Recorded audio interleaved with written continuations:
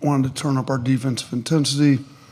Thought we did. Our ball pressure, official box score has us 29 points off turnover, so I thought our ball pressure caused them some problems.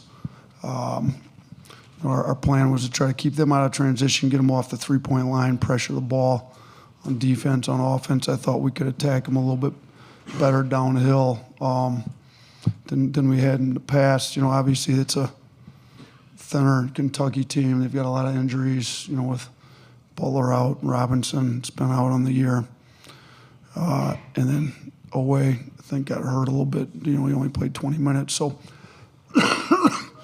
we were fortunate that, they weren't as deep as us. I thought our transition could get to them, and I think we ended up breaking them there towards the end of the first half, early second half. But, these guys played great. It's the best game Jaren's played all year, I think. She's peaking at the right time. LeBaron's peaking at the right time. We were able to rest some of our older guys, and we're going to need them against Florida. So, we earned the double bye, which I think helped us tonight. Kentucky played last night. They didn't look as fresh as we did. And then we were able to build the lead up, and nobody played more than 30. Sears is pretty durable. So outside of Sears, Barron's pretty young. Nobody else played more than 26 minutes, so it was nice for us to be able to get some rest for our guys tonight. Okay, we'll take questions for the players. Please raise your hand and state your name and affiliation. We'll start right here to the left. Ryan Hennessy, NBC 13 in Birmingham. LeBaron, just to be hot at the right time in this tournament, how big is that? What is your confidence level right now? It's going to help us, in the long run because, I can get the guys going on defense, and I just get in that mentality to just go out and, take it all in and be locked in on defensive end. So once I do that and major at that, everybody, all the guys going to be locked in together. Up front. Jaren, Coach Oats a few times this season has said he wants to see this team play good defense and take care of the ball in the same game. It seems like y'all really did that tonight, and you feel like that was a big key as well. Yeah, it was a big key. Taking care of the ball, being aggressive, going out and making plays, running in transition again. That's a big thing with our offense and stuff. So yeah, that's the main thing, especially with us struggling with turnovers throughout the season. That was a big emphasis for the game today. All right, up front, right. Katie Wyndham, Bama Central, for both of you. The team only made 2 threes in the first half. Just kind of what gave y'all the confidence to keep shooting in the second half?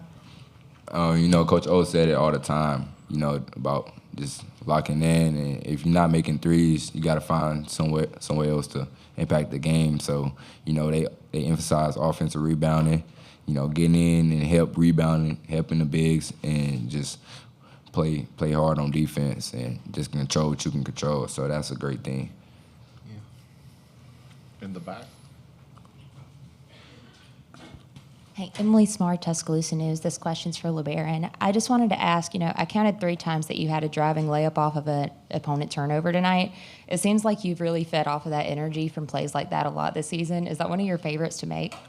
I call it lucky plays because, when I'm guarding somebody else and I can just turn around and see the ball loose and grab it and just see a blur in the open floor, that's going to be easy for me. So, but, that's because of my teammates turning them over and I get the chance to go down and lay the ball up. So I credit them the most. To the right, front. Drew DeArmond, WZZN Radio, Huntsville, Alabama. This is for Jaren. Coach Oats had talked earlier this week about needing you. He thought you were due to break out. Kind of talk about your game tonight and the rhythm you got into offensively. Yeah, you're just going out there and being confident, going out there making plays. I feel like, just being confident and making plays, knowing my teammates have my back, and I feel like that's really helped me, especially in this game. Just being confident out there. Back to the front. For Jaren, this is the 3rd time y'all have beaten Kentucky this season. Just kind of what does it say about that y'all were able to do that and kind of where y'all are as a program? Yeah, our guys are really good. Again, it's really tough to beat a team 3 times. So, that shows our mental strength. And Kentucky's a great team. So, I feel like it really shows, our strength of our team and our mental strength. Any other questions for the players? Okay, gentlemen, you're released.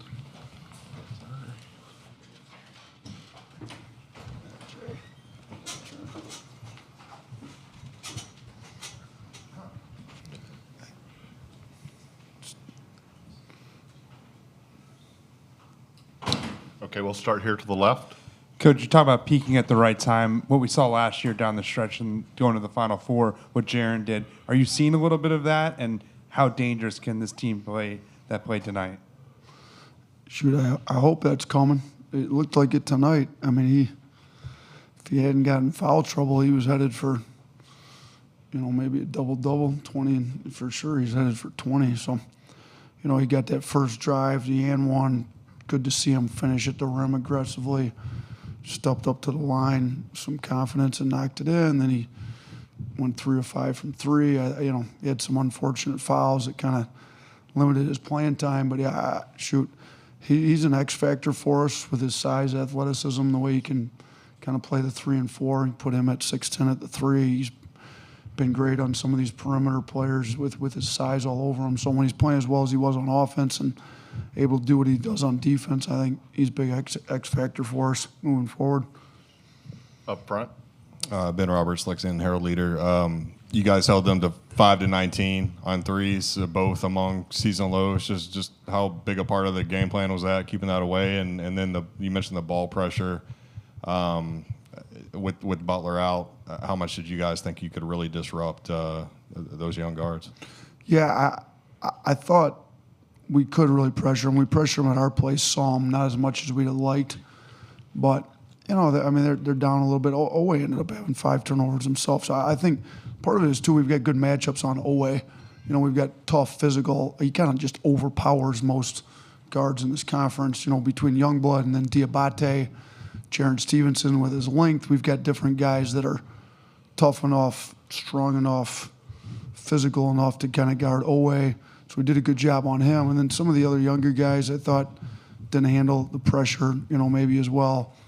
So we ended up turning over 16 times. It's not a drastic amount, but it was more how the turnover. They were live ball turnovers that we went the other way and got layups and stuff off of. So, and then with the threes, we know who their shooters are. We didn't want Brea got too many off, but ended up 2 of 7. We didn't. Perry only got 3 off. Kind of looking at Brea, Perry, and then Almanor 0 for 2, and then Trino 0 for 4. Those are the 4 we really tried to focus in on. So you kind of add those up. They're, 2 for 13, 3 for 16. So the 4 main guys, still too many they got off, but 3 of 16 wasn't bad for their main shooters.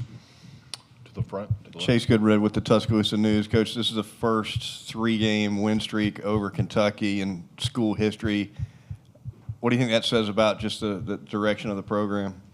Yeah, we've kind of established ourselves as a top 10 program in the country over these last 4 or 5 years. So, while Kentucky's good, we're also good, and it's going to happen. Hopefully there's some other teams we can rattle off some winning streaks against. But, and this Kentucky team's a little, they've got a lot of injuries. They're a little, they're not to full strength. We know that. So, but it's nice to get 3 of them. We had the home and away with them this year, and we're fortunate enough to get, now that they were a lot closer to full strength. I think they had everybody at their place. That was a big win. And now that they're kind of down, especially in our backcourt, I thought our guards really took advantage of the fact that they were a little thin in the backcourt tonight. Yeah, Coach, Kevin Brockway, Gainesville Sun, you get the rematch with Florida, a team you saw not too long ago.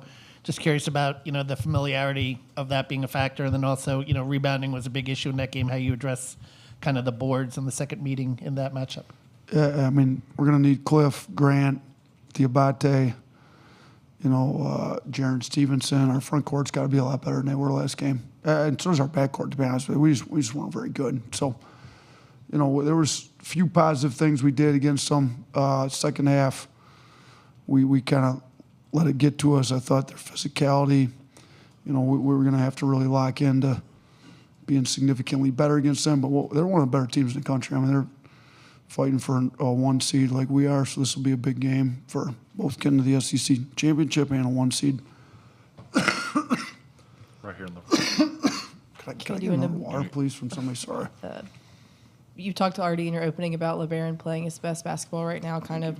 But what did you like kind of about his aggressiveness tonight and driving to the rim, and then also to keep shooting threes even if they weren't falling? I told him on the one, he shot the one. I don't know if it got tipped or what, but it was an air ball.